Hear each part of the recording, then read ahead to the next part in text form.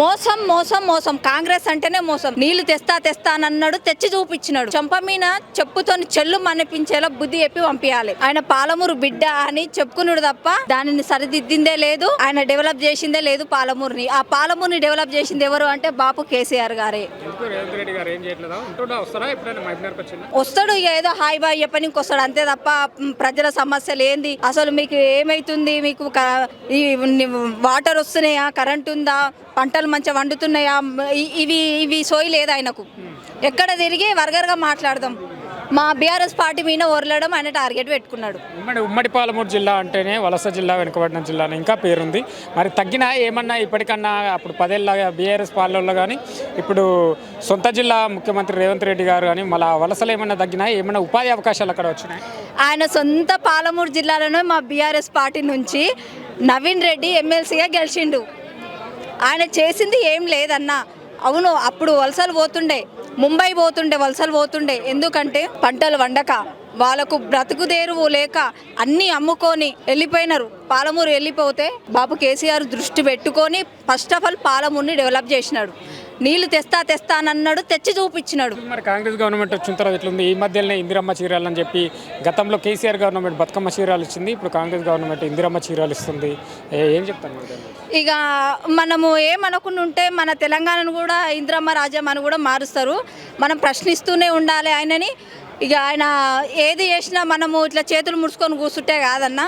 ఆయన చీరలు అన్నారు. ఏమి ఇచ్చిండన్న చీరలు అందరికి ఇవ్వాలి.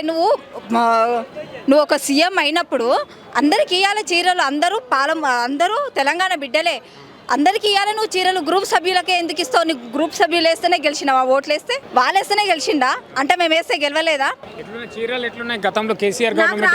గ్రూప్లో లేదు, నేను గ్రూప్లో లేను. ఉన్నాయి అట్లనే. అంటే బాపు కేసీఆర్ గారు సారు ఎట్లా అంటే కలర్గా ఇట్లా చీరలు ఇచ్చిండు. ఆయన ఎట్లా ఇచ్చిండంటే డ్రెస్ కోడ్ ఇప్పుడు కళామందిర్ షాప్లా నేను చేసే ఆఫీస్లో హౌస్ కీపర్స్ ఉంటారు, వాళ్ళు ఎట్లా వేసుకుంటారంటే ఒకటే కలర్ డ్రెస్ కోడ్ గట్ల ఇచ్చినాడు ఆయన చీరలు. అవేం బాగున్నాయి? ఆ చీర కట్టుకున్నది వీడియో లేదన్నా. మాకు అందరికి వచ్చి 18 సంవత్సరాల బిడ్డ నుంచి కేసీఆర్ బాపు చీరలు ఇచ్చిండు. మరి ఈయన ఎందుకు ఇయ్యాడు? చీరలు బాగానే ఉన్నాయి. అవి ఇక ఏమంటారు, పైసలు ఇస్తారు కదా, పైసలు ఇచ్చి ఇక గిట్లా చేయండి అంటే చేస్తారు. పైసలకి ఏమైనా చేస్తారు ఇవాళ రేపు జనాలు.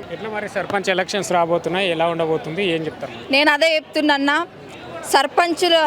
ఈ సర్పంచ్ ఎన్నికల గురించి నేను చెప్పేది ఒకటి, మోసం మోసం మోసం. కాంగ్రెస్ అంటేనే మోసం. దయచేసి చెప్తున్నా తెలంగాణ ప్రజలారా, మీరు ఏ కాంగ్రెస్ పార్టీ నాయకుడి నుంచి సర్పంచ్గా నిలబడితే మాత్రం చంప మీద చెప్పుతోని చెల్లు మనిపించేలా బుద్ధి చెప్పి పంపించాలి. ఎందుకంటే గెలిచినాక మోసం, గెలవక ముందుకు మోసం. మోసాలు తప్ప వీళ్ళు చేసేది ఏమి లేదన్నా. అంతే.